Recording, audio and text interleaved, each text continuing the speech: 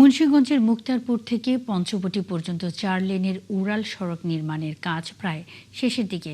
চলতি বছরের ২৫ জুন সড়কটি চালু হওয়ার কথা থাকলেও নানা জটিলতায় তা আটকে যায়। তবে আগামী ডিসেম্বরের মধ্যেই পুরো প্রকল্প শেষ হবে বলে জানিয়েছেন প্রকল্প সংশ্লিষ্ট কর্মকর্তারা। আর এর মাধ্যমে অবসান হবে মুন্সিগঞ্জবাসীর দীর্ঘ যানজটের। জসিমউদ্দিন দেওয়ানের তথ্য ছবিতে প্রতিবেদন। এভাবেই বছরের পর বছর ধরে তীব্র যানজট মোকাবেলা করে ঢাকা যাতায়াত করছেন মুন্সিগঞ্জ জেলার মানুষ। এতে চরম ভোগান্তিতে তারা।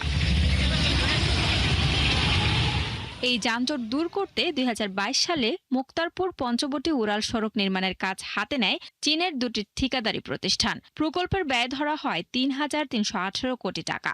তবে এখনও কাজ শেষ না হওয়ায় ভোগান্তিতে এই পথে যাতায়াতকারীরা। বৃষ্টি হলে আরো সমস্যা হয়, এদিকে পানি জমে আছে, আর এলিভেটেড এক্সপ্রেস এটা চালু হলে আমাদের সুবিধা হয়। জ্যাম জটের কারণে আমাদের অনেক ভোগান্তি হয়। ঠিক আছে, এই ভোগান্তি যে কবে শেষ হবে তা আমরা বলতে পারি না।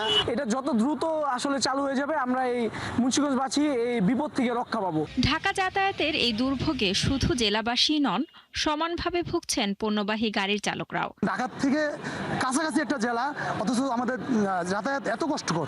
আমাদের যে দুর্ভোগ, আমরা এখান থেকে হিসাব করি যে ঢাকা আনলোড করে আইসা আর একটা ট্রিপ মারবো, সেই ক্ষেত্রে দেখা গেছে এক রাত একদিন আমাদের এখানেই গেছে। আমরা চাই এই কাজটা যাতে দ্রুত এবং শেষ করা যায়, সরকারের কাছে আমরা এদিকে আবেদন করতেছি।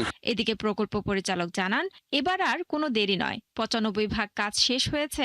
আগস্ট মাসেই সড়কটি উদ্বোধনের জন্য পুরোপুরি প্রস্তুত হবে। এর গেটের কিছু জায়গায় আমরা কাজ করতে সক্ষম হইনি, কারণ ল্যান্ডের কিছু ডিসপিউট থাকার কারণে। বিশেষ করে আপনার বিসিক এলাকায় রাজধানী টাওয়ার নামে একটা টাওয়ার আছে, ওখানে ওনার অবজেকশন থাকার কারণে ডিসি অফিসের থেকে লাস্ট আপনার একটা কমিটি গঠন করে দিয়েছে। সেই কমিটি আপনার রিপোর্টও দিয়েছে। হয়তো আগামী এই সপ্তাহে আমরা ফাইনাল সিদ্ধান্ত পেলে ওই অংশটা করে ফেলবো। প্রকল্পটি বাস্তবায়ন হলে ঢাকা, নারায়ণগঞ্জ ও মুন্সিগঞ্জের মধ্যে যোগাযোগ আরও সহজ ও গতিশীল হবে বলছেন এলাকার মানুষ। শান্তা ইসলাম, ৭১।